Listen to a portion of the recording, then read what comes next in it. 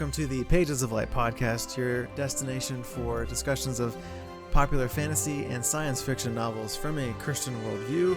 My name is Tyler, aka Varum, and with me as always is Gabriel, aka the Quarantine Quartermaster. Welcome back to the podcast. Good to be back. We're doing it. We are. After our 8-month hiatus. So as you heard in our last episode, we were gone for a while. So if you didn't listen to that episode and you're curious why we were gone, you can go listen to that and find out all the details. But we will not talk about that in this episode. This episode is going to be all about the Wheel of Time, Book 3, The Dragon Reborn, and we're going to be doing the first half of the book. So we're going to be doing the prologue to about chapter 32, which is when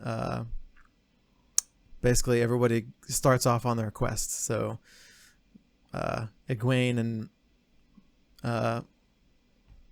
Nynaeve and Elaine, they all go. Everyone's converging on Tyr. Is it Tyr or Tyr? Tyr. Okay, I thought it was Tyr, but yeah, the city of Tyr. Yep. Yeah.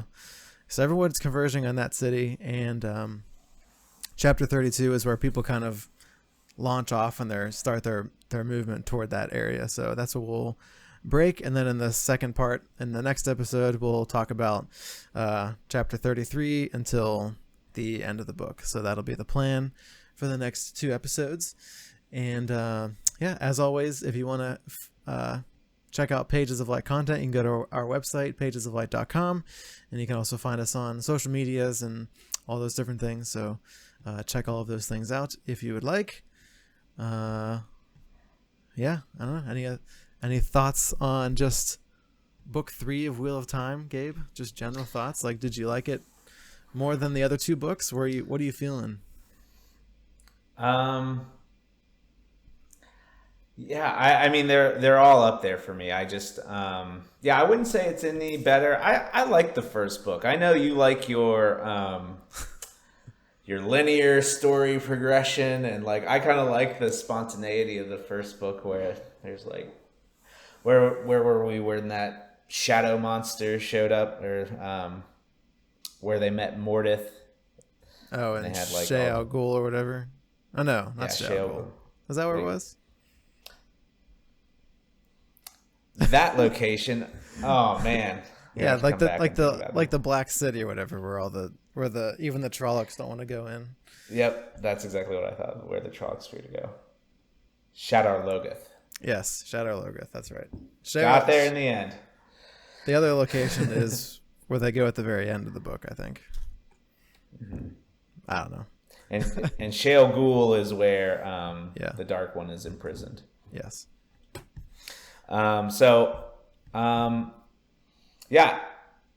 It's interesting because Rand is not in a lot of this book. Yeah, even though it's called The Dragon Reborn. Yeah. And it is his story, but we are getting told it from, other perspectives. So that was a departure from like the first 2 books. And and I like that because we get to develop our character. Like we're learning a little bit more about Matt and Perrin, our two other Ta'veren characters. Thank you. That's why we do this as a team, because I was like, Ta'veren, I'm totally losing it tonight. Okay, it's okay. We're just a little tired. We're both parents and we're rusty because we haven't done a real podcast in 7 months. So correct. I do need to get the rust off. I feel like next time we record, I'm gonna be like good to go. This one's just gonna be a little rusty. That's okay. Yeah, it's okay. So you liked book 3? You think you liked the fact that we got to explore some of the other characters? I like that part of it as well. I was kind of disappointed didn't have a little bit more Rand in it. I thought it would have been nice to have a little bit more stuff with him. Like if we cut to him for like a few chapters in the middle of the book, that would have been nice. Because we kind of only really get him for the beginning before he leaves the party. And then we get a few things like with Egwene where she sees him in the dream world. and he thinks that she's like a fake, an impersonation from the Dark One, but she's actually not. And then we get to see him at the very end, of course, but we won't talk about that just yet. Yeah, I did like being able to explore some of the other characters, though, because in books 1 and 2, it was basically just all Rand, and we really only got stuff about the other characters whenever they were interacting with Rand. At least the other two guys, the other two boys. You still got the plot line with Egwene and Nynaeve when they went to fight the Shan-Chan, or they got captured over there in book 2. But I think it's really like we didn't get a lot of Perrin and Matt until this book, so that's been really good. So yeah, what I was thinking was that Rand, it's interesting because there's a part in a chapter where there was they ride into a town. It's Moraine, Perrin, and Lan, and they're talking to the innkeeper, and he's describing Rand like, I wonder if he's all there. He would laugh when no one said anything, and he's like, I think he's going a little mad. So it was interesting to see Rand from that perspective, like kind of like we don't know what's going through Rand's head, and you're seeing this like third party observer like saying like, yeah, he seemed kind of crazy. Which makes sense because the Dragon Reborn is supposed to kind of start to lose his mind. Yeah. And so like I thought that was an interesting way to kind of like develop that because I think that we get a good job of knowing his thought process, but to not be involved in that thought process and just to kind of get that outsider's view, I thought that was an interesting tactic to use. Yeah. And we've been inside Rand's head for 2 books, so I thought that was an interesting little bit of writing to kind of do it that way. I don't think I've encountered that much before. Yeah. Cool. Yeah. So that was stuff that I definitely like that. Is there anything you didn't like about this book? Yeah, it's such a small thing right now, but like, who are the 2 white cloaks that we're supposed to know? It's like the 2 names are so close. It gets on my nerves. It's Bornhall and Byre. Yeah, there's Jarrett Byre and Bornhall, yeah. And I get those 2 mixed up so much. And I don't I know one of them hates Perrin, and those 2, that frustrates me. Well, in the prologue, we have Pedron Niall, who is the leader of the White Cloaks. He's the leader of the White Cloaks, yeah. And the Bornhold guy, I think he was the person who died at the end of book 2. At Almouth Plain. Mm-hmm. Yeah. But he has a son. Yeah, we meet his son with Egwene and Nynaeve and the Aes Sedai when they're traveling back to the White Tower. Yes. I don't remember his name, but yes. That's kind of reminiscent of Rand meeting, and I think it was Bornhall in the city in the first book. He meets them. They have a negative encounter because Matt whenever they go to that inn, right? And they get all that mud on them, and so they the White Cloaks leave with a bad taste in their mouth there, and then same thing happens with our 3 Aes Sedai in training. Yeah.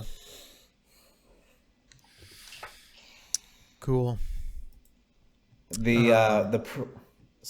to talk a little bit more about the prologue. It's interesting. So there's a conflict of interest that I can't figure out. So maybe you can help me think about it. So he's got the questioner in there. So we're talking about Pedron Niall, who's like the leader of the White Cloak, and he hatches this plan to preserve Rand's life. So he says, I want you to make sure that he is safe, and that if I forget the questioner's name, but he's like, if he dies, you're gonna die. And then he kind of rolled the dice with that. He knew it could go either way. Like he could be charged with treason and killed. Pedro Nile could be killed, or he could get this guy to follow his idea. So that's what happens. Sure. And then what is the motivation of that? Is it really what he states? So his statement was, Pedro Nile was like, how do you control a town? And it's like, you loose a lion and then you take that lion down and then you give commands and then you give the next command and people followed it because you saved them, and then you kind of keep giving commands and that's how you gain influence. And so he tells the questioner, keep Rand alive, and he stated that as the reason. And then he's visited by the Murdrawl, and then the Murdrawl says, you know, if you are not if you don't kill Rand al'Thor, like in the next month or two, then we will take one of your kin and family. Yeah, I think that is a different character though. He talks to the Murdrawl, shows up to Yakim Karadin, and it's not Jared Byer, so it's a different character. But there is still there's still a conflict within the White Cloaks. So you have one person in the White Cloaks trying to save Rand, and then you have someone else in the White Cloaks who's being blackmailed by the Murdrawl to kill Rand. So you have two factions in the White Cloaks who are trying to do opposite things, essentially. Yeah. Yeah, and I thought it was Pedro Nile in both situations. And then we also get a glimpse into Mordith. I think that's who the character is. I mean, it's like one letter off or something. Is it Ordeith, you mean? Ordeith? Maybe it's Ordeith, but it's Mordith, right? That was my thought. It was like he showed up from Almouth Plain. He had this information that the White Cloaks didn't have, and he found his way up to Pedro Nile. And he knows about Rand al'Thor and the Three Ta'veren from the small, the two rivers. That sounded like Mordith, but yeah, he was using an alias or something. Yeah. I'm looking at the wiki here, and Ordeith, it says that's Padon Fane. Maybe he has an alias, I guess, as Ordeith for the White Cloaks.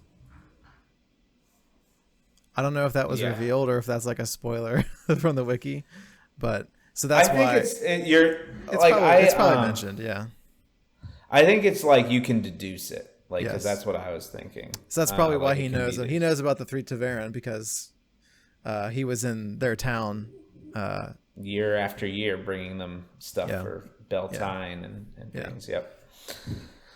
But yeah, so that was interesting, and that kind of like later in the book they say something like the White Cloaks find a way not to be near us, not to be near Rand, and it's always like so he does circle back with that with like an observation from Moraine. So yeah, it was. I felt like it was like that prologue was dense. I mean, it was like a longer part, but I guess he had to accomplish a lot of things. I feel like the prologues are always dense. Yeah. It's kind of like the overarching plot that Robert Jordan is developing. Yeah, it kind of like launches some of the storylines for the rest of the book. Mm-hmm. Yeah. Yeah, cool. So after the prologue, we have basically chapters about 1 through 9 is Perrin's story essentially, and so we have them in this camp. I can't remember where they are in terms of like the map. I think they're still kind of close to Almoth Plain or whatever that's called, which is where they where the end of book 2 happened, where Rand claimed himself as the Dragon Reborn, and the horn was blown, and all the people came back to fight for Matt because he blew the horn. But basically we have at the beginning we have Rand like struggling with Moraine about what he should be doing as the Dragon Reborn, and so we get a lot of Perrin talking to Rand and him talking about like I feel this like immense sense of duty if I'm going to be the Dragon Reborn, and people all around, the country are starting to take up arms to side with the And Dragon pledge Reborn. themselves Yeah. to the Dragon Reborn. And so they're fighting and dying for him, but he's just hanging out in this camp, doing a whole lot of nothing. And he feels like that's a waste of time, and he's basically letting people die for him for no reason. And Moraine basically says, like, you can't go do anything because you don't have like control of your powers. Like if you go into a battlefield, like you're not going to be able to, like, you could harm other people and all this kind of stuff, because he's not trained as like an Aes Sedai. Like he doesn't know how to control control the one power. Sidene. Yeah, Sidene, the male half of the true source. It's tainted by the Dark One. Yeah. Doomed to go mad. Yes. Yeah, so I just thought that was like an interesting like conflict that he has within himself, and he feels so much of a duty that he just leaves the party. I think it's at the end of, what is that, like chapter 4 or 5 or something, where he just leaves. And yeah, I mean, I can certainly empathize with Rand and like why he thinks that he needs to go and do something, because he feels like he's just gonna go crazy just sitting there doing nothing. And he's also, he's fearful of like hurting other people, because one of the chapters, there's like a Trolloc attack essentially at their camp, and he causes like this big earthquake or something to happen, and he's kind of afraid of hurting the people around him, so he just wants to leave and like basically do things on his own. Yeah, I don't know. What did you think of like Rand's struggle with his sense of duty versus like maybe doing like the smart thing, like what Moraine tells him to do, and just kind of staying put and maybe thinking about how best to go about a situation instead of just trudging off and like pouting almost, in a way where he's kind of, I mean, he is still like a kid, right? So you kind of have to like cut him a little bit of a slack, right? Because yeah. And he's like in a mentally stressful situation, like knowing course. that you're like knowing the fact. Well, he's still questioning, am I the Dragon Reborn? I think at one point he says, yes, I'm going to go try and find Kalendor. Yep. And this will kind of prove that I am the Dragon Reborn. So he's still questioning that, but just to have the possibility, knowing that your life is going to break the world and like affect so many people, like that's a huge thing to swallow.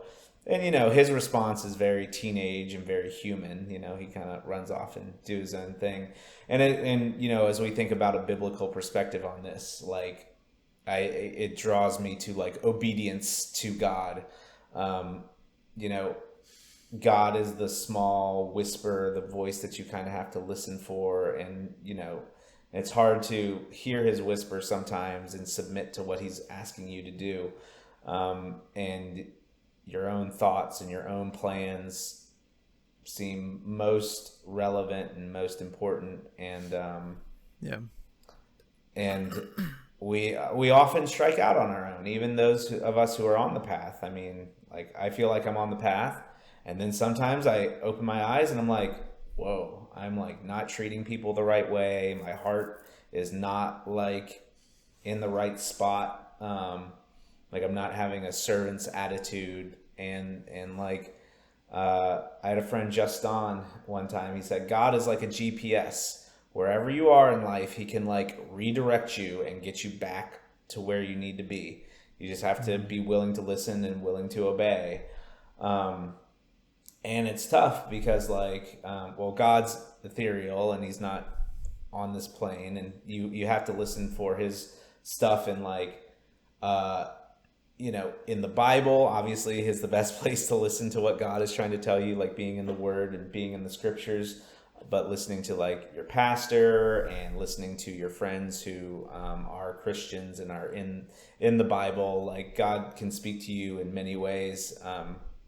I always find like when things happen in threes, like that's God like tapping me on the shoulder and saying, you need to pay attention.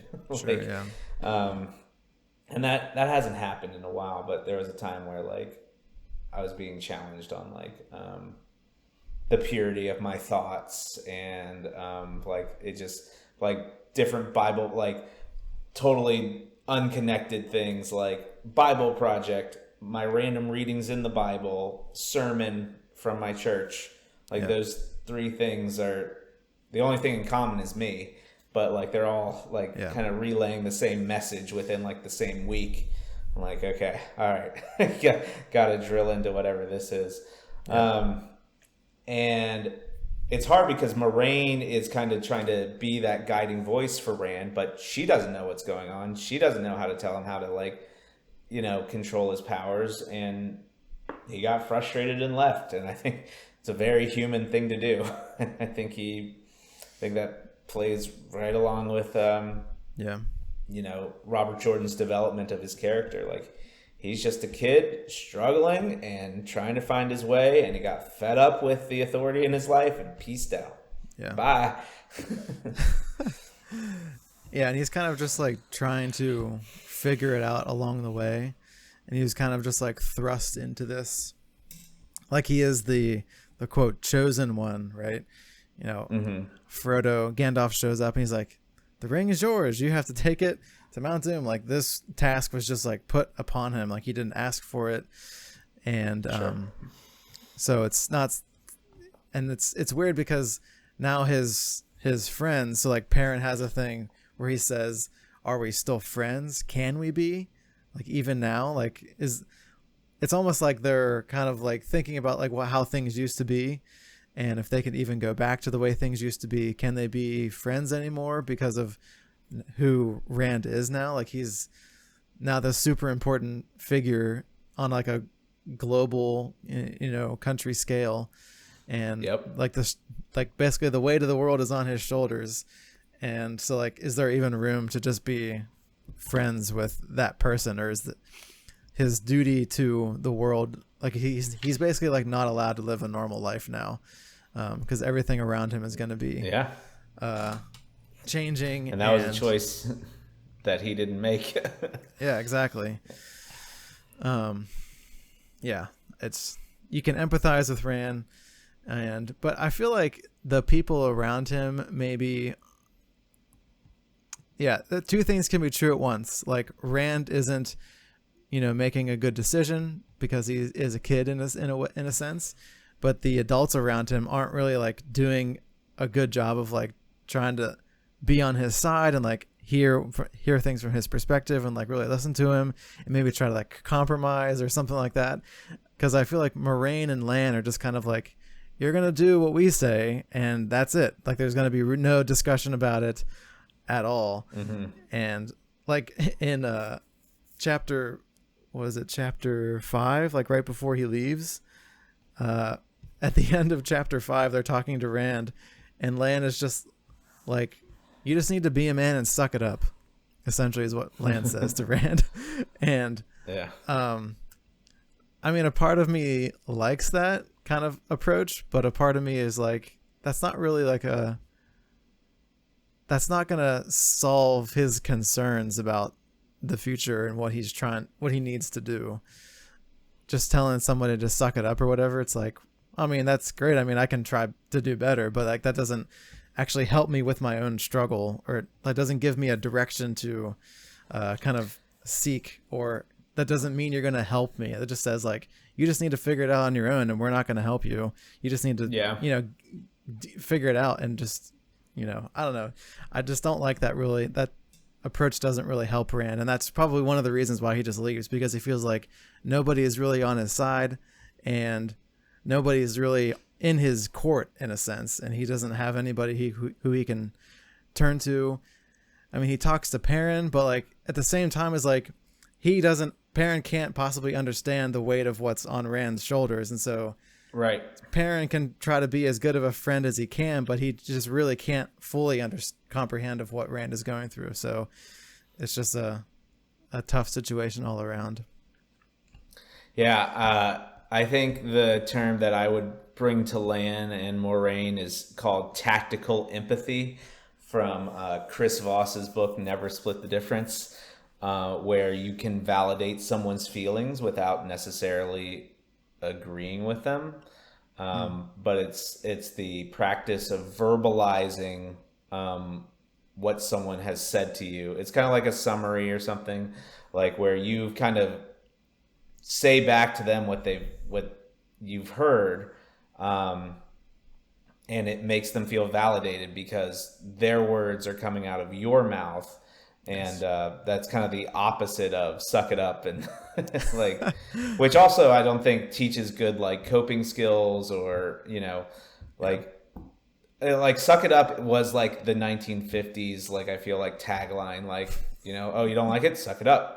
You don't want to do that, I don't care, you gotta do it anyway. Like that seems to be like an older way of thinking. And I think mental health and the way that we treat individuals as individuals has come a long way, but there's still but then there are also people that very much respond to that, and like I feel like it's almost good for them. And Sure. So it's hard to like figure out where each person is on the spectrum, because I have the capacity to do both. I have the capacity to be very caring and understanding, and then when my younger self was more like, just like get it together. I don't like the term. Yeah, get it together. Like, shut up and do it. I don't like saying shut up to people. I think it's incredibly rude, so I don't say it anymore. But that's how I used to do it. So it's just like, you're supposed to treat people the way that you want to be treated, and that is such a misconception, I think, when it comes to like because the way that you like things done to yourself is so incredibly personal because of your history and your background and your relationships. Like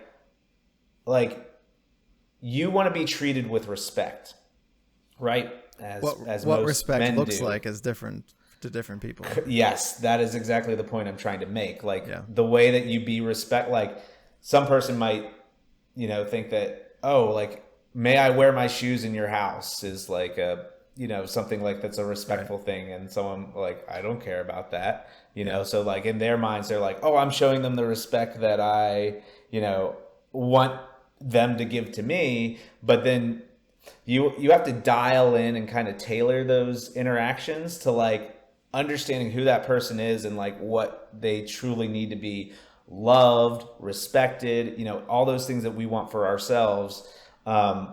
And people get so caught up in like, well, this is the way I would have done it, and I don't care about this thing. Like they get so like into their own mindset about things that they can't be open to like be there for someone else in the way that that person needs them to be there, needs them to be there for them. That was a little bit of a side quest there. But it was, I just think that that's something that comes up a lot in Christianity is treat others as you would like to be treated. But then then we don't take it far enough to explain that caveat of the way that you might receive love might be completely different from the way that the person that you're trying to take care of needs to receive love. And I think that leads to a lot of confusion and like, oh, I thought I was doing the right thing and this stuff doesn't work, and frustration and stuff. Cool. So yes, Rand, he leaves the party, and he's going on a quest to acquire a sword that only the Dragon Reborn can take, essentially, which is a very Arthurian sword in the stone kind of idea. I like that. We've talked about this in other podcasts, but how Robert Jordan will like repackage myths in our own history and repackage them in like a a fantasy kind of sense. Like he retells like Arthurian legends in the Wheel of Time, which is a cool idea. And yeah, so that's where he's going, and that's where how he thinks he will be able to prove once and for all if he is the Dragon Reborn. If he can take the sword, then that's it. He's the Dragon Reborn, and he has no more excuses to like question it, I guess. So that's basically Rand's. That's basically where we leave off Rand until the end of the book. Essentially, we have one or two chapters or interludes, sections of chapters with him, but not that much. But that's basically his quest, and we get to see a lot of stuff along, like throughout the book, of like how Rand is affecting people around him because he is Ta'veren, and so like anywhere that he goes, something is being affected in the world around him. So like in the first, I think it's chapter 8, they go to this town. It's called Jara. And basically there's like a bunch of weddings that had just happened there for essentially no reason to the people in the town, but it was because Rand had passed through the town, and he is like shaping the pattern around himself. And so things happen because he was there that otherwise wouldn't have happened, essentially. I think that's an interesting. Do you think that concept. people exist in our world that are Ta'veren? Like just being in their present like changes your life trajectory? I mean, I think there's definitely like people, if you think about it from like a biblical perspective, I think there's definitely like times where God can put somebody in your life for a specific purpose, who can change the trajectory of your life. Maybe you were like struggling with some kind of an addiction or something like that, or you meet somebody and you have like a new business opportunity, and that person like changes the course of your career for the rest of your life. Whereas if you didn't meet that person, then you might have went down a completely separate pathway, right? So, both of those things have happened to me. Yeah, exactly. So yeah, I do think in a sense that can happen. But I think those things are more like tailored to the individual, and they're more, well, I wouldn't say coincidence, because if God put them in your life, then it's not coincidence. But I don't think God is the source of all things good. I don't think there are just people inherently who have that effect. I think that's more of a God is bringing somebody into your life for a specific purpose, and it's nothing about that individual person that is special. It's how God is using that person in your life to do something in your life, kind of an idea, if that makes sense. Yeah, no, it makes a lot of sense, because I was thinking about how I would not be a business owner right now if I had not worked at the private school that I worked at, and then I was helping this woman like get all of her data off of her school computer, and then we weren't done, and then she hired me, and now I like have a business. It's a very small business, Neighborhood Nerd Services, and like I'm interested to see where it goes. Past 2 years have been good with clients pretty regularly. It's kind of slowing down, so I'm hoping to focus a little bit more on the podcast and kind of start doing some content creation. But this is kind of like a trajectory because that person was in my life, and then I worked with a counselor who helped shape the direction while I have my instructional technology degree. I was really debating on going into psychology because I like psychology. I had taught it for several years, but we discussed that I get too involved in other people's problems. So just having a job where that was my responsibility, was to help people with their problems, could be a little too all-consuming for me. So went with the technology route. I'm very happy with it so far. I'm glad you're happy. Yeah. But yeah, that's definitely true, where you maybe never would have started a small business if that person hadn't come into your life and asked you to do something for them, and then that sparked something new that you had the opportunity to do something else and make a new, like create some kind of new impact in the world that otherwise wouldn't have happened. Yeah. I'm happy with that. Yeah. But back to Jara real quick. So that's Sure. the town where all these people are getting married. Another thing was that some white cloaks said they are no longer going to be white cloaks. And That's right. I forgot about that. Moraine said that sealed the deal, that Rand had been through there. And, Yeah.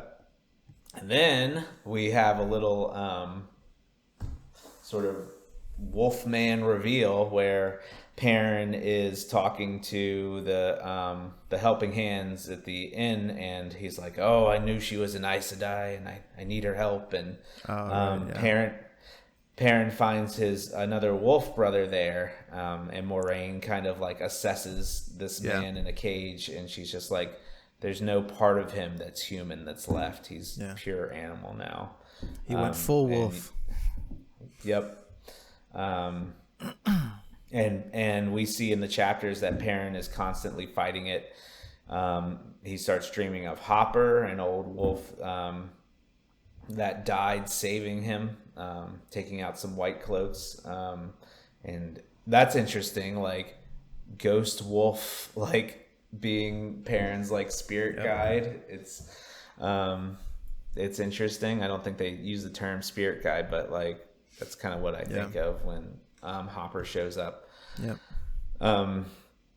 But yeah, and then that could be a possibility for Perrin, that he just goes full wolf if he doesn't watch himself, and he does a good job of like reining in his thoughts and trying to not embrace the wolf side of him.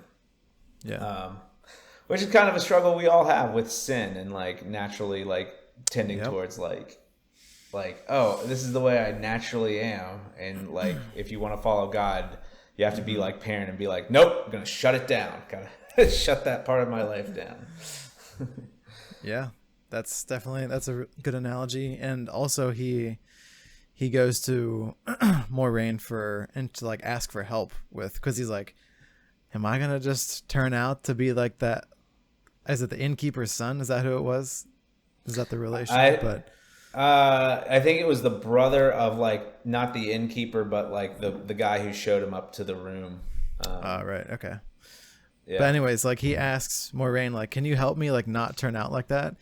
And I think it's just like, I thought that was really good from Perrin to like actually ask for help, because he could have just let it be a struggle that only he was dealing with. And not that Moraine even didn't really have that much help to give him, because she didn't really know that much about it. But I just like that Perrin was willing to ask for help from somebody that he thought may have had, well, obviously she has a little bit more knowledge than him about the magical type things of the world. And I think that's another parallel if you're trying to say that, his draw towards the wolf side of himself, or like this wolf alter ego, I guess, is kind of like our pull towards sin. Like we need to be asking for help from people who have either experienced that same sin or are older than us, who've seen other people deal with it, and they could speak into those things in our life. So I think that's just that's a good picture and a good reminder for us to, like, you're not alone. Reach out. Yeah, you're not alone in whatever sin that you're dealing with. Like, there's nothing new under the sun. Every sin, like, is been repeated throughout history. Like, there's no new okay, types of Ecclesiastes. Sin, right? Ecclesiastes. I don't know if I've ever actually read that book just straight through. I've only ever seen small quotes of it, but it's kind of like the author's kind of like a bah humbug. He's like, nothing's new, everything's the same, everyone's terrible, all these things. He's kind of like old and jaded. Interesting. Yeah. There's a good Bible Project video on that book. Didn't Solomon write it? It is a book of wisdom. I'm not sure who wrote it. I know that Solomon wrote the Proverbs. Right. And Song of Solomon, of course. And Song of Solomon. Or Song of Songs. Sometimes it's called. Mm-hmm. Yes, anyways. So that's good. what did you think of? So we get to explore more of like kind of the wolf type stuff.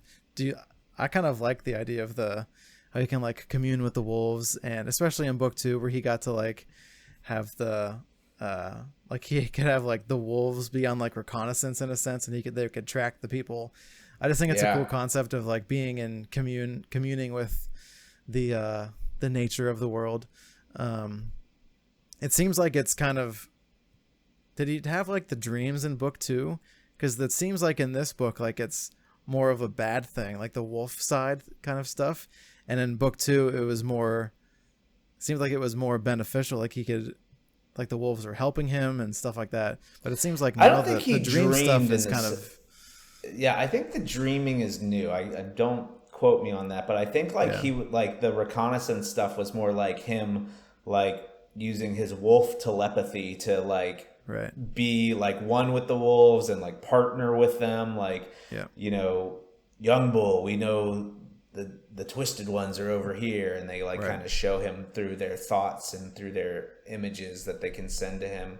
But I think the wolf dreaming is new. I think that's new to this book, that it's like moving into his dreamscape.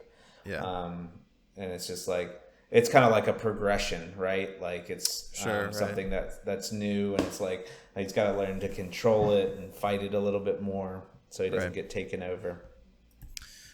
Well, we have how many? There's 14 books in the series if you don't include the prequel. So we'll have to see what happens along the way. If he like, there's a long way to go. We're still like in the infancy of this. I know. Yeah, we're just like hitting stride here. It's good though.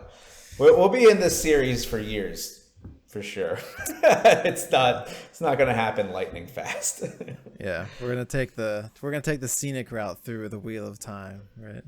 We're not gonna blitz through 14 books straight, because I am a like people binge watch, you know, like Netflix and Disney Plus. I binge books, and I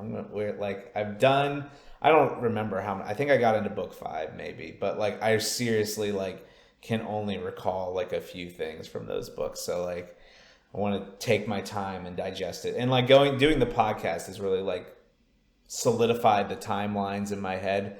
But I have a feeling like I'm going to have a short-term memory of like just like the 2 previous books. Like as we read further, I'll be like, what happened in that first book? Or like, that third book. When we get to book 5, we're like, I can't remember anything about books 1 through 3. Yeah. But we'll have to re-listen to our own podcast. That's not narcissistic or anything.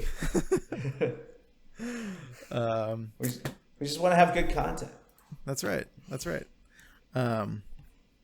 Well, anyways, so parents having the dreams, which does kind of, the dream stuff is a big part of this book, because you have Perrin with his wolf dreams, and then, as we'll talk about in just a minute, we have Egwene, who is like a dream walker, and she can enter the Tel'aran'rhiod. Tel'aran'rhiod, which is like the dream kind of world, and she's able to use this like the Sangreal to channel through, so that she can navigate this dream world more effectively. And then we also have Matt, who has these dreams of, well, he kind of has the dreams whenever he's still under the curse of the dagger before he gets healed, I think, when he has those dreams about like past battles where because he blew the horn, and so he's connected to that horn in some way, and so he's remembering like basically times where that horn has been used from the past figures, is what it seems like is happening. So he's remembering those previous battles and stuff like that. So a lot of dream related stuff. And then Rand is having the dreams as well, and the Dark One is tempting him in his dreams, which we see a lot of in book 1 and 2. And then we get to see Egwene meet Rand in one of these kind of dream areas. And so a lot of dream type stuff. And there is in the Bible, there's a lot of talking of, there's different instances of dreams and how God has used dreams historically in the Bible to like warn people about certain things or give prophecies to Yeah, people. communicate with his prophets. Mm-hmm. Yeah. Or not even his prophets, just people. Like we have in Daniel, we have Nebuchadnezzar who gets those dreams about, future kingdoms and empires that are going to rise and fall and all of that stuff. And then Daniel gets to be like the dream interpreter, and he can tell him what those dreams mean. So yeah, there's a lot of instances in the Bible of dreams happening and God using dreams for a specific purpose. And even in the New Testament, like we have Joseph gets a dream about, you're not going to divorce Mary. You got to take her as your wife because she's giving birth to the Son of God. And that's important. So don't divorce Mary. And then the wise men get a dream saying like Herod's basically a bad guy and you should not go and tell Herod. So yeah, lots of stuff with dreams. And I found this resource. I was just looking up like dreams in the Bible, and it was talking about like what the purposes of dreams are. And so they just had a few little things where it said dreams can be used as a warning. They could be for prophecy. They could be used to like speak truth to somebody or to give someone a promise of something that will happen in the future to them. Mm-hmm. So yeah, just something to think about, like, as we, like, if you're reading this book with us, maybe if you're reading like about the dream sections, like, is this dream like a prophecy? Is it a warning for a character? Are they getting truth revealed to them? Because in some instances of the dreams, they get to like almost spy on some of the other characters, like in other real spaces in a sense. So they're getting like truth revealed to them through this like kind of like dream world, which is interesting. And I actually have a friend who, like, God speaks to her through her dreams. Like, she's kind of like, she's had dreams about individuals, and then she's like gone and talked to them, and like they've kind of like revealed some like secret that she kind of had an inkling was going on, and like she's had like, this is something that happens like consistently for her, like across the years. Like she has these dreams. It's interesting. And yeah, she has a very strong relationship with the Lord, and just like, maybe once or twice a year, there's just some dreams that are like spot on about specific people. And yeah, so I definitely see, like, in my own life, I have a friend that this is like very relevant to. And also it makes me go back to my psychology days. So I'm going to go teacher on you for a second and kind of talk about dreams. So right, in psychology, we talk about different states of consciousness. So you have your like normal consciousness where you're awake, and then you have times when you are unconscious, and that's when you have dreaming can occur. And then you also have like altered states of consciousness, which can be, drug induced, like, alcohol or like psychedelics and stuff. Right. And then we go into the psychology of the brain, and when you go to sleep, your brain kind of descends through these levels of sleep, like 4 being the deepest level of sleep. Like in the first and second level, I think there's like alpha and beta waves, and then like 3 and 4, like in the stuff that I've looked at, have kind of been grouped together. So you go down through those stages, and then you hit 4, which is like deep sleep. That's like the time when, like, you can shake the person and they're not responding, and they're just like completely passed out. And I feel like there's a tie between that and then just like physical exertion and like being tired. Like, if you, Tyler, were playing like a big hockey game or something, and then you go and sleep, like you sleep really hard because of all that physical exertion. And I feel like there's repairing that goes into that 4th stage of sleep. Yep. And then you come back up through the levels, and then instead of going to like level 1 sleep, you hit what's called the Rem cycle, or rapid eye movement, also known as paradoxical sleep. It's paradoxical because your mind is very active. You are actually very close to waking during REM. And that is when you have vivid dreams, and that's when you dream. And it's paradoxical because you are having dreams, but so you don't act out your dreams. You're actually like paralyzed, and some people will say that they are being attacked by creatures in the night, and like there's a phantom, and like because they feel like their chest compressed and they can't move.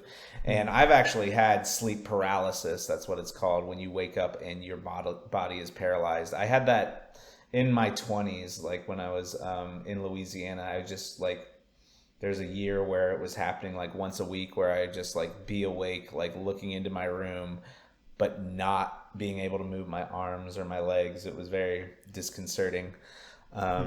And also there's a thing called Rem Rebound, where if you are sleep deprived and you lay down, I don't know if this has ever happened to you, but where you like lay down for a nap and then you go immediately into a dream. That Right. means that you've been sleep deprived, because you need REM to kind of like revitalize your brain. And like, it's so important that they're like, nope, we're gonna skip straight to this step where we go into dreams and REM and stuff. And then we can go down a whole rabbit hole, but I won't take us there on dream interpretation. Sure. Well, it's interesting, that last thing you said, the REM rebound, because I don't think it's in like this section that we're going to talk about in this podcast, but I think later in the book, isn't Perrin basically like avoiding sleep because he doesn't want to have the wolf dreams, and then eventually he does finally go to sleep, and then he immediately goes into a dream. Like, as soon as he gets to sleep, he's just in a dream. And so I was like, wow, that's exactly what happens in the book. Maybe Robert Jordan was he knew something about REM rebound in the 90s. Yeah, maybe he did. I don't know. Yeah, and then there's that. So I totally forgot that it happened. So it's going to be interesting to reread that part before we record our next podcast. Yeah. But Sigmund Freud talked about the subconscious mind being able to come out in a less threatening way during dreams. So if you have a recurring dream, it probably means that there is something that you are trying to process, that you're not fully like it is causing angst in your life. I remember two dreams specifically. One was I would lose my teeth and I would just have gums. And I read up on that, and it was like a loss of power. Interesting. And then I also had these dreams, which I didn't, like that one's like a pretty common one, I feel like, losing the teeth and having a loss of power. The other one that I had, which is totally like just very easy to understand, is I am driving a car, but I'm driving a car from the passenger seat. And I'm like reaching over on, like grabbing the steering wheel and driving from the passenger seat, and like reaching my leg over to hit the gas pedal and the brake. And that's just like, I don't feel in full control of my life. Like I'm like, I should be in the driver's seat doing what I want to do, but instead I'm kind of like, haphazardly driving on a road trying to stay straight, and like, that's not the way you're supposed to drive. So Yes. I don't have those dreams anymore. So I think psychologically I'm in a better place. Yeah. But sorry. All right. Lesson over. The psychology lesson with Gabe is complete. Complete. Yes, all that to say is there's a lot of dreaming in this book, and so now we can talk a little bit about Egwene, Nynaeve, and Elaine's kind of plot in this. And basically what they're doing is, at the beginning of their section, they're coming back to Tar Valon from being in Tomon Head or Almoth Plain or wherever they were with the Shan-Chan, being accompanied by Varen Sedai. And so they're also taking Matt with them, because Matt is still connected to the dagger, and so he still has some kind of, he needs to be like completely detached from the dagger, basically. And whatever Moiraine was able to do wasn't, it was basically like a band-aid over it, but it didn't actually fix the problem. And so he needs to go to the White Tower to get completely healed, basically, and completely, at least separated from the darkness of the dagger. So that's where they're going. And so Nynaeve is already an accepted Aes Sedai. Well, she's not. I guess it's just accepted. They're not an Aes Sedai until they become Right. after the accepted. What was the lowest one? I can't remember. Whatever Egwene and Elaine are. Yeah. Yeah, I remember that they call them child, and then when they become accepted, they become sisters. Right. It's eluding me at this point as well. Yeah. Oh well. We'll think of it in a second. Yeah. Basically, they're in the lowest level, and then so they're gonna come back and they're gonna study to be full Aes Sedai, and so they're gonna try and take. They're gonna get up to the accepted level, so they don't have to do all the menial labor tasks, and plus it's mentioned a few times that they are some of the more powerful Aes Sedai that have come through the White Tower, at least in terms of their innate power. Not that they have a lot of learned power, but they just like their raw potential, I guess, is some of the highest that the White Tower has seen. And so they kind of like put them on the speed path, and they kind of get to like jump to doing the accepted stuff quicker than somebody normally would, similar to what Nynaeve did in book 2. Like she got to basically go straight to accepted because of how powerful she was innately, which some people didn't really like that. But the Amyrlin seat can do what the Amyrlin seat wants to do. That's right. That's right. That's sorry, I just thought of a parallel between this and Ender's game. Okay. When Ender was like promoted through the ranks at an accelerated rate because the battle with the Formix was looming and the invasion was like happening like in like a year or two, and they're just like, we have to get them through. And it's kind of like Tarman Gaiden is coming. Like we have these powerful Aes Sedai in training. Like we need to accelerate their learning and accelerate the their ability to be Aes Sedai. Yeah. Sorry, just a little interlude there. Yeah, for sure. And so basically they go back to the White Tower. They get they're like in trouble essentially because they left the White Tower without telling anybody. Oh, they're in big trouble. They're not in little trouble. So some people are not very happy, and I can't remember what the specific punishment was that they were given. They have to, it was like pots and like they have to like wash pots and pans for a long time or whatever. Even though even though they get to be accepted, they still have to do all the menial labor, menial clean. Yeah. So let's just looking through kind of what happens here. So they had a run-in with the White Cloaks, and the girls use their powers, to kind of scare the White Cloaks off. And Varen's like, "How could you do that?" Right. Then they come back to the White Tower, and they have Matt, and they are confronted by the Amyrlin seat, who kind of reprimands them and tells them that they will not be kicked out, and that they should, be thankful that they're even allowed to stay here, and that they are going to basically do anything for anyone. And it's interesting though, because the Amyrlin, she's kind of like trying to play both sides, because she's supposed to be like apolitical in a sense. So she has to punish them, but she also understands how important they are. And so she has to punish them, but she's also going to raise them up to accepted. And so there's like this weird balance of like giving them what they deserve, but then also realizing, hey, we need to make sure that like we need to accelerate their learning because they're going to be helpful in the future battles to come. And so there's like this weird kind of, she has to do like this political dance so that the different and she does it well. don't. Yeah, she does it well for sure. Sorry, continue. Just wanted to throw that out there as like a sidebar. No, I agree.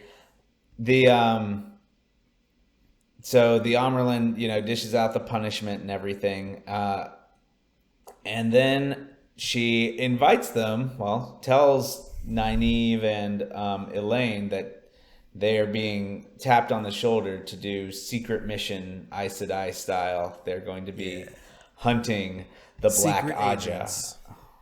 Yep. And this kind of is the mission for the rest of the book, is that they are trying to figure out anything they can about the Black Aja. She just says, Right.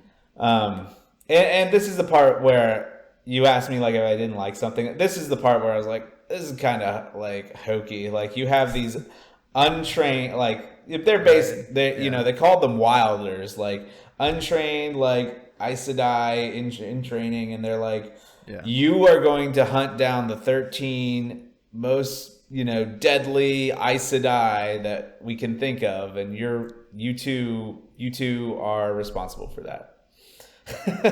And it is sugar coated in the no one will suspect it, and you know, no one will ever believe that I've asked this of you. Right.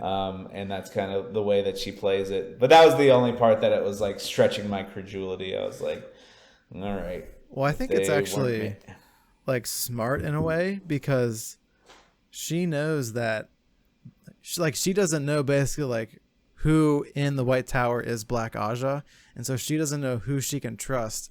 And so she knows that because they're kind of like outside the system in a sense, like they're not really part of the White Tower. They came from the same town. Right. Yeah. And so like Moraine found them all at the same time. Right. And so they're actually, she can trust them more than she could, you know, people who have been in the White Tower for, you know, 10 years or whatever.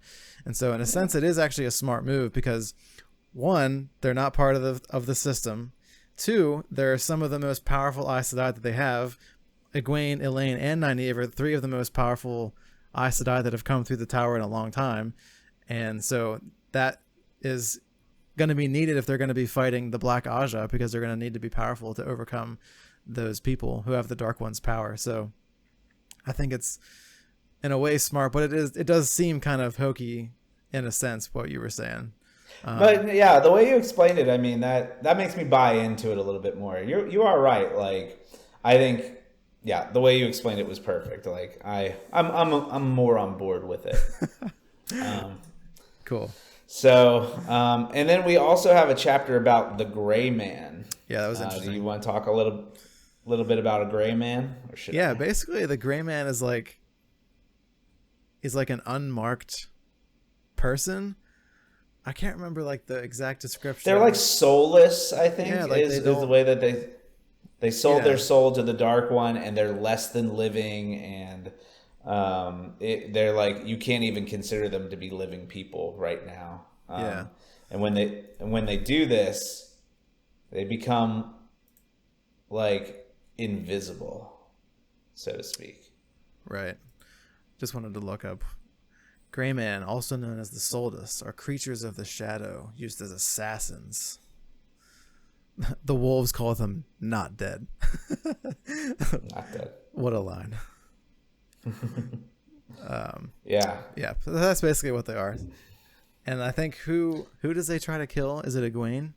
Yeah, Egwene. Yep. Egwene and Nynaeve are together. And I think they shot a bolt at them, and then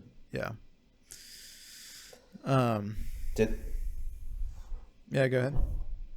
I was gonna ask who, like, because he dies by stabbing, right? The Gray Man, and then but I don't remember how he got stabbed. Did they stab him or someone else? Yeah. Just reading here real quick. It says Nynaeve becomes angry enough to channel and uses air to like hold him. So Nynaeve like freezes him essentially, and then I think one of the other people there puts a dagger in his chest. The man is already dead with a dagger in his chest. And Moraine has so this is actually the second time we hear about the Gray Men, because the first time it's Moraine, right, talking with Lan, and Lan is surprised that she's sharing this information that people that look like Rand in neighboring towns are dying, when no one had access with like a key or anything, that they were in there was no way that the person could have gotten in and out of there. And then that's the first time we hear about the Gray Men, and then here they are going into Tarvalin, targeting Egwene and Nynaeve. Not successful. And then the chapter after that is where they tell Elaine about the Black Aja, and then she decides to be on board. Even though they were explicitly told not to tell her. Correct. And Elaine, and it ends up being like a point of denial for the Amerlin seat. Like, I didn't give her this duty, so like that's on her for doing that. So Right. she's again playing the slippery diplomat where Yep. you know, they feel like the puppet strings are on them and they're playing to the tune of the Amerlin seat. Well, you they're know, not it makes you supposed- wonder. Well, they're not supposed to tell her because her mother is the queen, and there's like some tension between her and the White Tower because like they let her get out of the White Tower and they didn't know where she was, and so like there's this weird tension between the. They almost went to war, is Yeah. what it sounded like. Yeah. And Yeah. and then I think we go back into the healing, and that's going to be a Matt chapter. Yeah, we get to go back to Matt. I think the chapters I enjoyed the most were the ones with Matt. Oh, yeah? Which plot line did you enjoy the most? Did you like the parents? You know what? stuff with I the am wolves? enjoying Matt, because I just wanted to know more about his character. Like, Yeah. Rand is a Dragon Reborn, Yep. and Perrin is turning into a wolf, Right. and Matt is going on with cursed. Matt? Yeah, Matt's cursed. You know, and that's like all we knew, and it's like, but he's Taviran. He's just as important as Perrin and Rand. And there's also this new thing that's like, if you snap one of the cords, then all three snap. So it seems like their fates Right. are intertwined. Yep. And that, you know, if the Dark One succeeds in killing one of them, that, you know, they all will fall. Right. Which is interesting because, like, their paths are, at this point in the book, they're very diverse. Right. Like, Matt's in the tower, Rand's by himself, Perrin is like tracking Rand with Moraine and Lan. They're all like in different places, but they're all under threat still. What's that And passage then in the Bible? A cord of three strands is not easily broken. Mm-hmm. So right now they're all just three strands separated out. They need to be a cord of three strands intertwined. They need to come back together so they can be stronger. I like that. And so Matt is healed, and I kind of like that description, like how they're working the Eyes to Die magic over him, and like the dagger doesn't want to go, but then it eventually breaks, and then he wakes up super hungry, like and that's hungry, just like hungry for the rest of the book. yeah, just like he eats 4 chickens, like 2 loaves of bread, like drinks all the wine, and then drinks the milk, and he's just like, I think I could have a little bit more. Yeah. And so that's interesting. I think the people of the White Tower knew that was going to happen though, because they were like, you got to eat everything. They were on your prepared. tray. Yeah. Yeah. And then, yeah, so he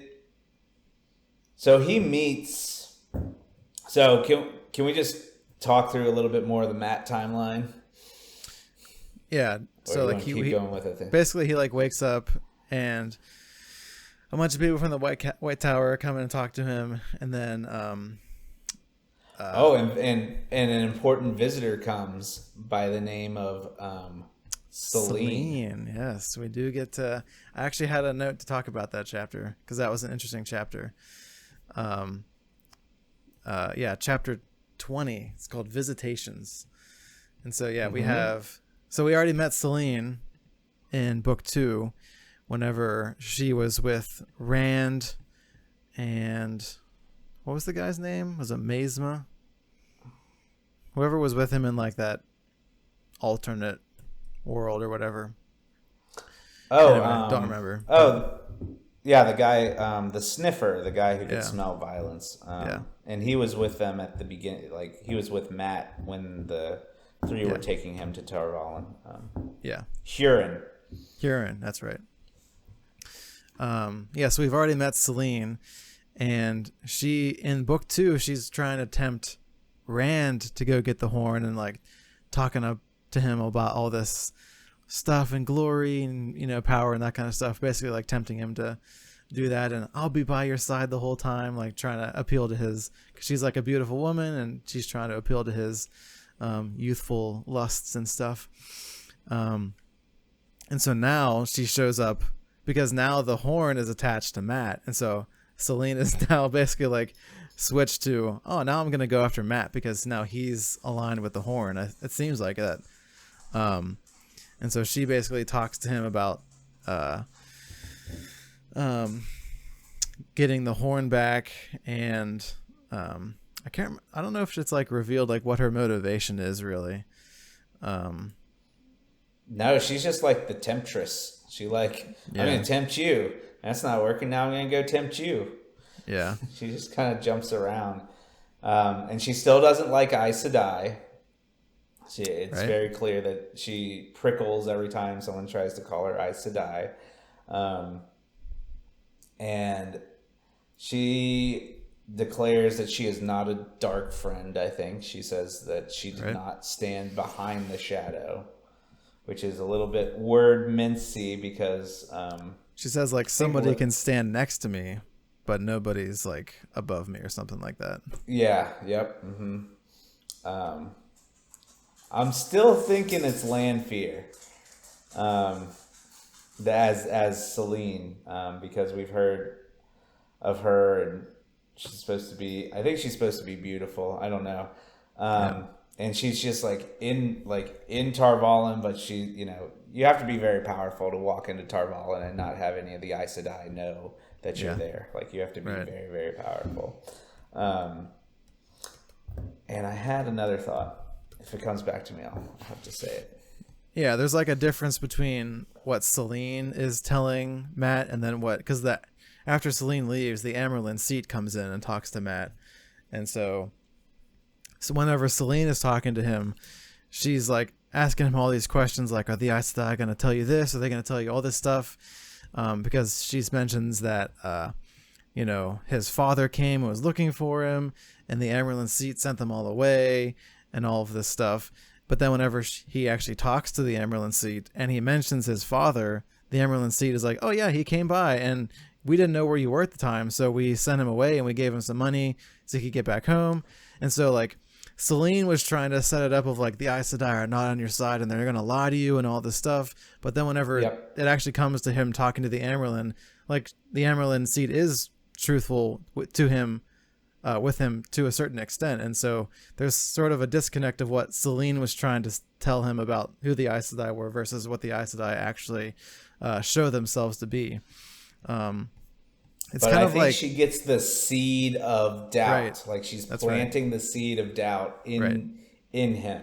Yeah, it's like I was thinking of like the scene in the Garden of Eden where Satan is like, did God really say this? And there's like planting these little seeds of like, you could, like, you don't need to trust what God tells you, essentially. Not that the Amerlin is God, but, you know, it just kind of reminded me of that scene of, like, planting the seed of doubt and, like, the seed of, you know, like, I can make my own decisions and I don't need to listen to a higher authority that has my best interests at heart.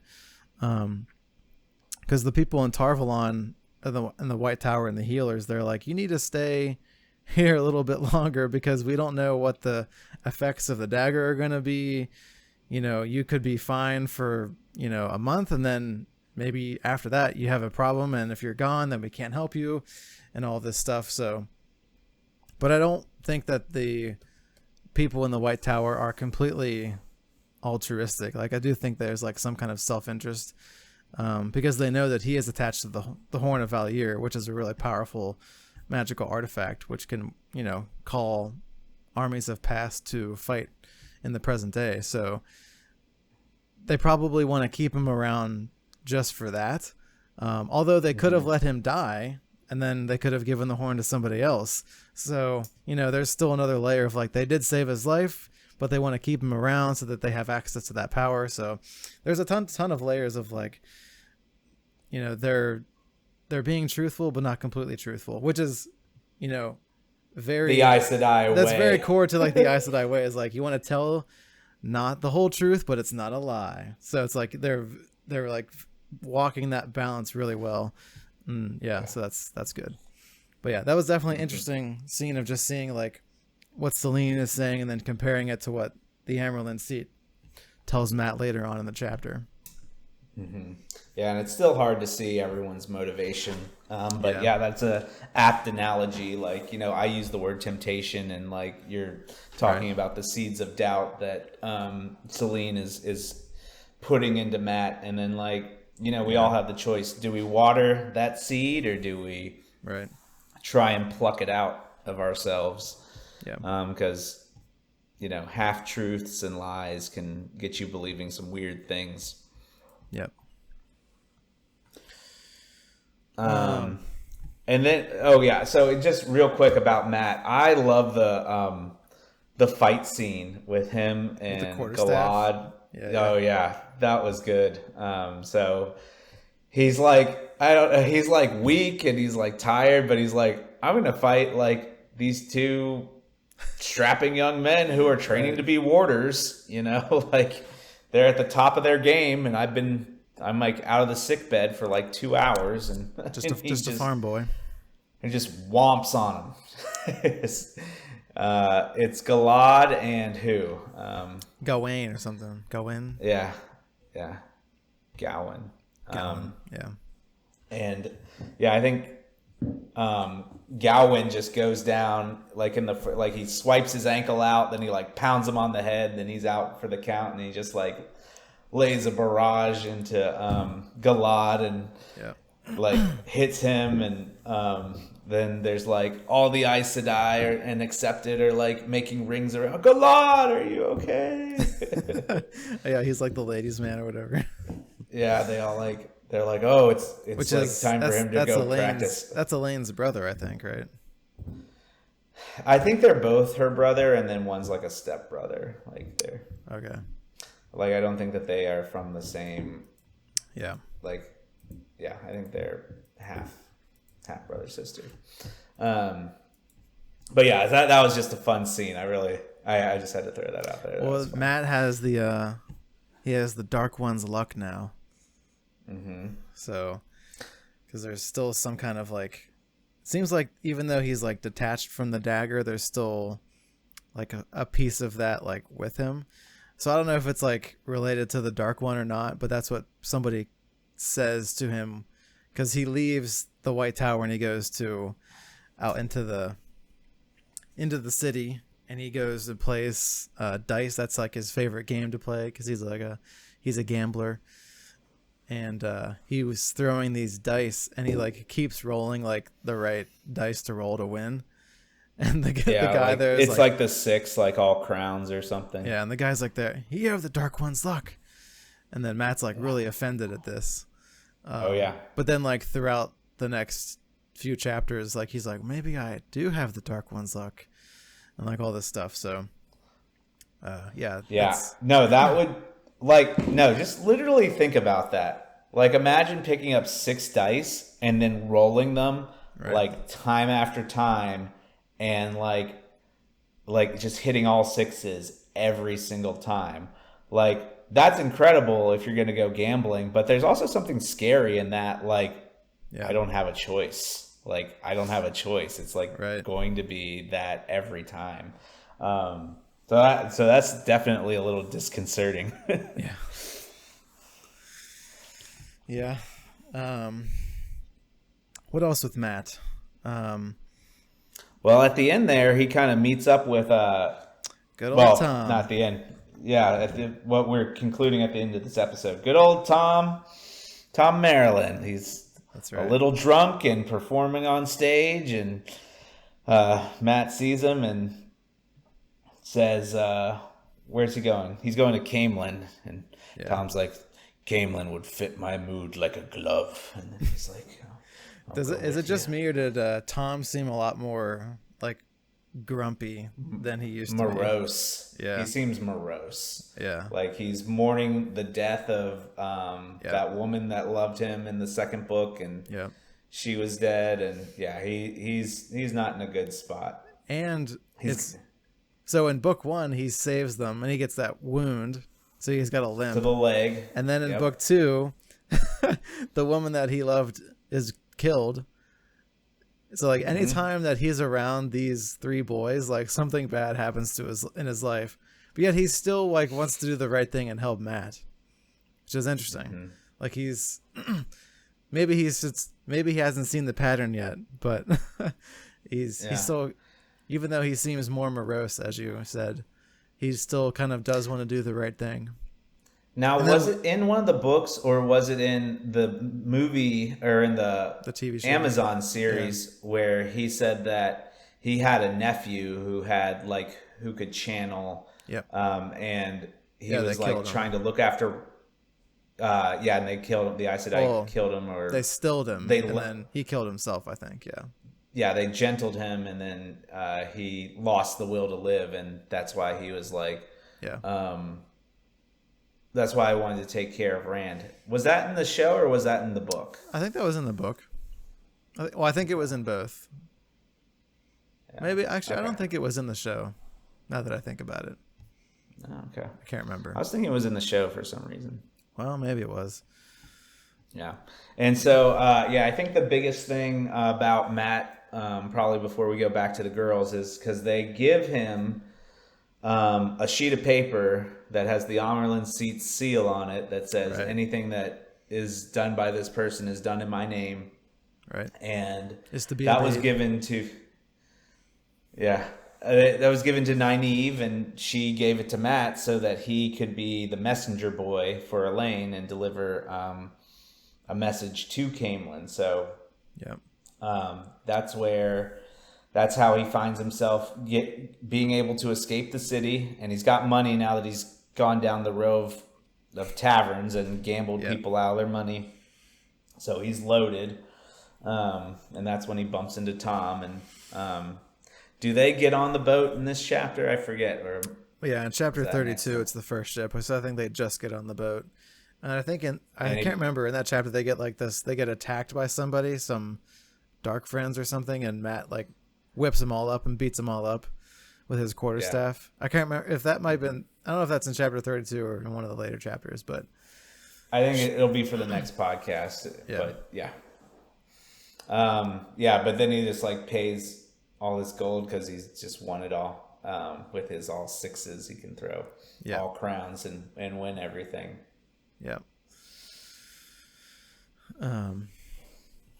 All right, so I think we go back to our 3 and we can maybe talk about their price of the ring. Yeah, they have to do their trial of the accepted, like Nynaeve did in book 2, where she had to go through those like 3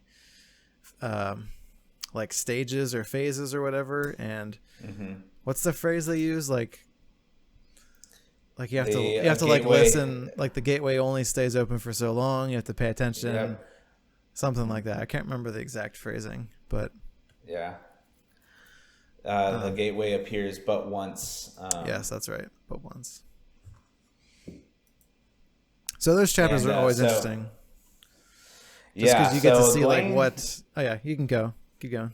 Yeah, Egwene is she goes in and she kind of sees herself married to Rand in one of the situations, and they have a baby, and like that's what she gave up to come to get the ring, and she leaves there. And then there's another one, but the one that's sticking out in my mind is where she is the Amerlin Seat, and they've captured Rand, and he's going to be gentled, and somehow Egwene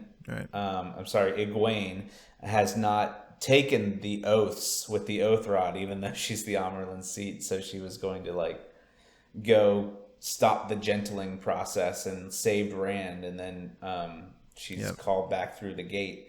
And then there was this weird like disturbance in the Force almost. Like she comes out of the gate and like all the Aes Sedai are like sweating, and like they were like, there was like some weird fluctuations when she was inside the other place, and they don't know what's going on, and it's something that's never happened. Were they like having trouble? Were they like having trouble keeping the gate open? and that's why they were so tired or something like that. Yeah, and yeah, it was just something that had never happened before. Yeah. So. The second phase was she was in some kind of battle and Rand was trapped under some rubble, but she couldn't, like, she didn't have the power to get him out. And so Rand was asking her to just kill him. So in all of her phases, they're about Rand and she can't save him basically. And so it's basically like that whole thing for her is like she has to let Rand go. I think that's kind of the point of it. Like she can't like keep holding on to the fact that she loves Rand and maybe they'll get married one day. Like that ship has sailed. She has to, let that go from her mind and like just continue on with life. So I think that's like if she wants to become like an Aes Sedai, like she has to let that dream of hers kind of go. Yeah. So, I mean, I think in life generally, like if you want certain things to happen in your life, like you have to let go of other things in order for those things to happen.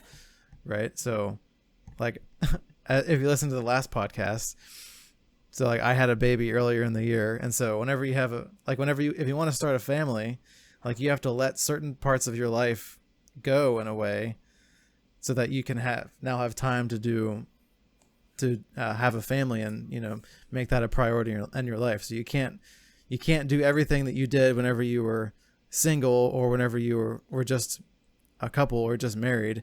Whenever you have a baby, like it's a new level. And so you have to let certain parts of yourself die or certain things that you used to do. You have to like give them up for at least for a season potentially, so that you can take on this new chapter of your life. So there is definitely a sense of like this speaks to something that happens in real life where a new chapter has to start in somebody's life, and so they have to let go of things that were in their past. So I don't know. You have any thoughts on that? Yeah, you have the right perspective and the right approach that you need to change, and there are many fathers out there that do not see that. I see grown usually grown adult males that are just like, they have kids at home, they're like, yeah, let's stay out late, let's party, let's drink, like pretend like nothing has changed, like right. Let's go do whatever I'm into, be it sports, be it drinking, be it going to live music, and there's no right. change. And like it's so important that you invest in your children, and like there's so many people that, and some people just don't even have a choice. Like there's single moms. Like I cannot imagine being a single parent. Like I depend on my wife so much. She is so good with our daughter, and I just can't imagine working a full day, like, or working like 2 jobs, like finding, care for the kid, and then like come home, like make dinner, do dishes, go to bed, rinse, repeat, on, just constantly without a relief. Like it is so good to be part of a family unit that takes care of that. And so I just think that you have the right perspective, Tyler, that you are giving up yourself. You're being a servant to your kid because they can't take care of themselves, and you're investing in their life, and that's what God wants you to do. And it does require you to grow and change. And like you said, let parts of yourself die. Like I think that's a little like I said in the last podcast, like those things come back, like, but you do have to, like, God asks you to like kill the part of yourself that's not of him. And right. Like for our kids, you do have to give up things, and when the time is right, those things can come back into your life. And well, I was thinking the right perspective. I was thinking more along the lines of like the parts of yourself that need to die are like selfishness. Like whenever you get married, especially, like you can be selfish whenever you're married, but your marriage probably won't last that long if you're only concerned about yourself, right? So I do think there is still like parts of yourself that should die in a sense, or at least they probably will never be completely dead because we're still of a sinful nature.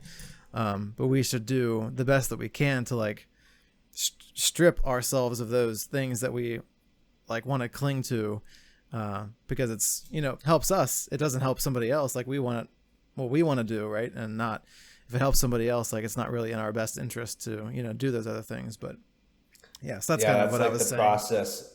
Yeah, it's the process of the releasing of sin is the process of sanctification. Yeah. And a lot of times we do well in sanctifying, like giving up those sins, giving them to God, and sometimes we don't do so well. Yeah. We kind of stagnate. We should always be trying to get sin out of our life. And I lost it, but that's okay. That's okay. Because it's that was a good little Bible sidebar there, though. So we do talk about things from a Christian or biblical perspective. So that is I think we're doing a good job this episode. We're a little rusty, so. But we're still. I think God is showing up in this conversation. Indeed. So let's skip a little bit because we've been recording for a while here. So let's talk a little bit about the Teleran Riyadh. Riyadh. Yeah, so one of the things, so the girls are tasked with tracking down the Black Aja, and so one of the things that they get to do is they get to go and talk to some of the history people. Is it Varen that they talk to about? She has this like little scroll thing that they get to, and she reads it to them about Varen some kind definitely of is prophecy. involved, and then but they also get access to like either a room or like a list of things that were taken from the White Tower. I forget where that happens in this they're part like of a the list story. of Te Angreals and Set Angreals, which are things that the Aes Sedai use to like increase their power whenever they're channeling. And I can't remember if it's the Sa Angreals or the Te Angreals, but one of them is used for like a specific item is used for a specific purpose, and then one of them is like just to basically increase your power as an Aes Sedai. I can't remember which one is which, but anyways, so Egwene gets this either Te Angreal or Sa Angreal, can't remember which one, and that is going to help her basically be able to, because they think she might be a dream walker, and so giving her this magical item is going to allow her to like cultivate that kind of potential in her as an Aes Sedai, and so that she can explore things, dream walk. Yeah. And there was something kind of like not nefarious, like potentially bad about that, where like you can get stuck in there, or things that happen in the dream world to you can happen to you in real life. And so if you potentially die there, that you could never wake up. And so there's a lot of potential risks in using this magical artifact. And so like any time that they use it, they have like Elaine and Nynaeve are like right there, like watching her sleep essentially. It's like a weird picture of them. Like, I'm like, Egwene, how can you just always fall asleep whenever these two women are just like staring at you? I just thought it was comical. But yeah, I don't know. What did you think about just like the idea of dream walking and just that whole thing? Because there's some interesting scenes where she gets to meet some people and talk to some different people, and it is definitely like an interesting concept that there's a place where like you're kind of tapping into like a collective unconscious, well, maybe that's not the right way to say it, but like you're in a common dream space, right. and that the things are things that can be real there, because when we dream, it's obviously and the function of dreams is still debated today. People think it's like a memory dump, like they mean nothing. Some people think that, I said, the unconscious mind is speaking to you, but there are not really that many cases where people have like shared dream experiences. Right. Of course, I've heard stories on podcasts that I've listened to of people having like the same dream and being in different places and stuff. Yeah, that's definitely not the common thing. But yeah, so it's interesting that Egwene, sorry, Egwene. Egwene, yeah. Yeah, Egwene goes into Tel Riyadh. That she can go there and access, it's also a source of information for her. It's almost like she can like tap in and like see people and what they're doing. Yep. A book that I want us to read is The Brothers Cabal, and I think the third book deals with like the dream world. I think the first book in that series is Johannes Cabal, the Necromancer, is I think the title of the first book. It's good. I enjoy those books. Cool. We'll put it on the list. Put it on the list. Yep. The other interesting thing about the Teleran Riyadh is I think Perrin is also able to kind of access the same thing with his wolf dreams, because there's a scene, I think it's like right before we cut away, because I think chapter 9 he has the wolf dreams, or no, it's chapter it's chapter 9. But I think he sees one of the Forsaken in there, and she like looks up at him, and they're like, "What? You can't be in here. What are you doing? Like, how did you get in here?" Basically. And so I think he has a similar kind of power. But it's not through the one power. It's through this other wolf type of magic. But it's a similar type of, like, he's accessing the same space. It's just Egwene is doing it through her one power with her Angreal, and Perrin is accessing it through a different means. But it's the same like dream space that they're both going to at the same time, which is interesting. Like, because they could potentially they could dream together, and they could have like secret conversations across like large distances, it seems like. So it could be like an interesting thing for future books where they could like maybe have conversations even though they're hundreds of miles away or whatever. I think you're predicting the future there. I think my brain is telling me that may happen. We will go there in a future book. Yeah. Okay, cool. That's fun. So we can look forward to that. That's basically where we're stopping. Because we leave off with the girls as they give Matt the quest to go back to Camelin and give this thing back to Elaine's mother, and Matt's like, "Yes, I will do it. If it's the last thing I ever do." Basically, he was like, "I will do this quest even if it kills me." And then they are off to go to Tyr to basically confront the Black Aja, because whenever they were in when Egwene was in the Tela Anriad, I think she was able to see that that's where they were going, because the sword of Kalandor is there, and there is something brewing down there where everything will converge, but we will talk about that in the next episode. There you go.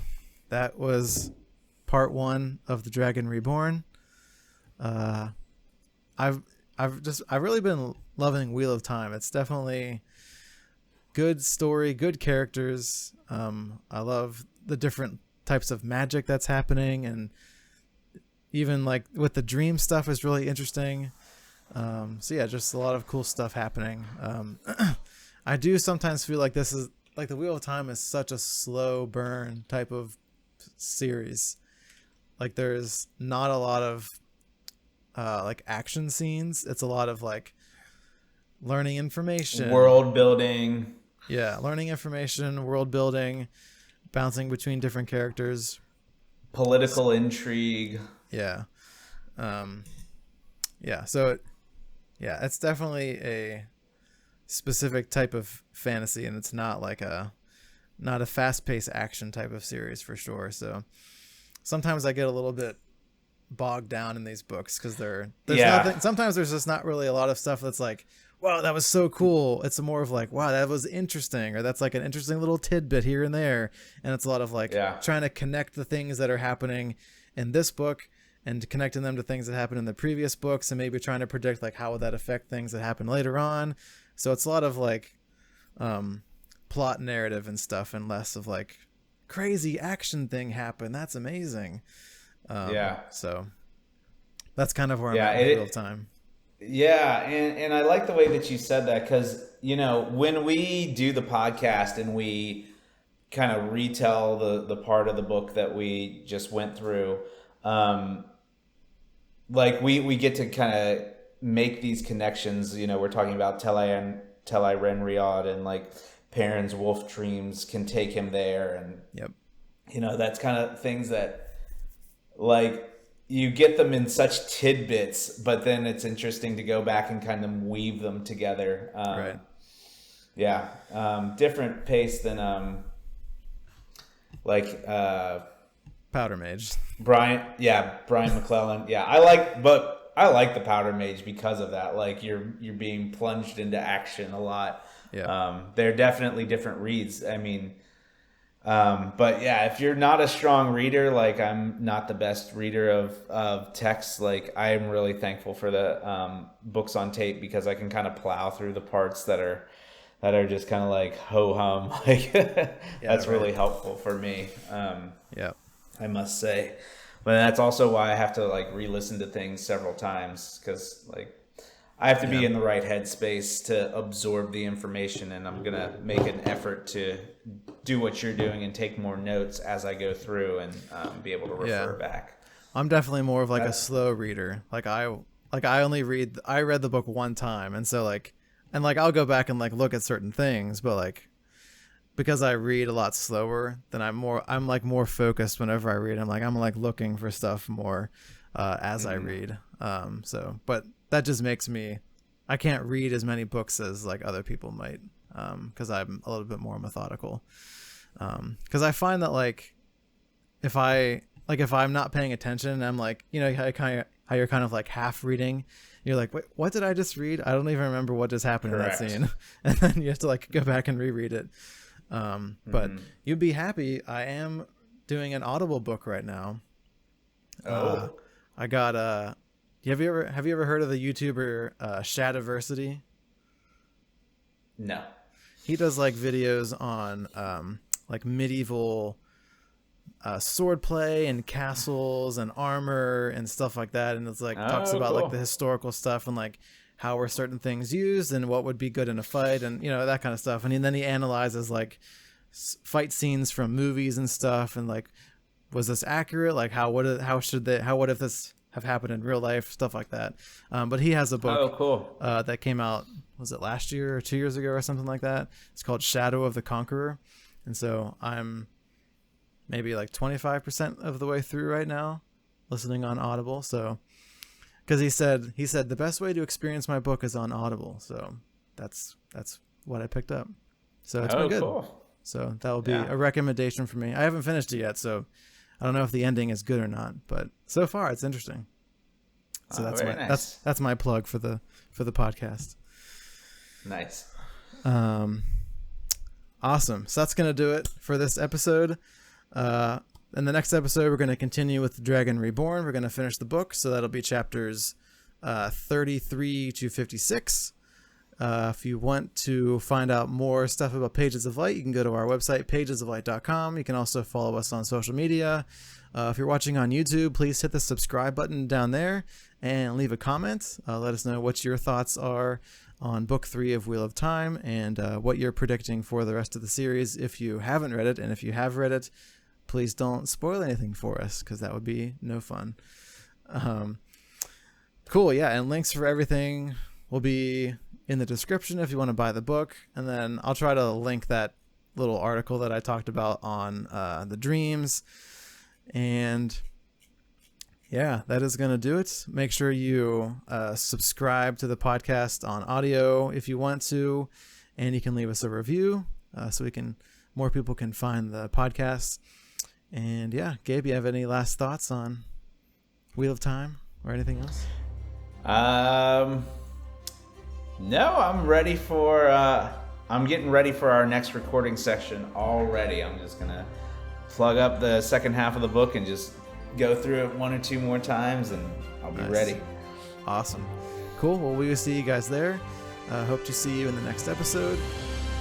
Thanks for listening. Remember to keep reading and to share the gospel with somebody this week, and we will see you in the next episode. See ya.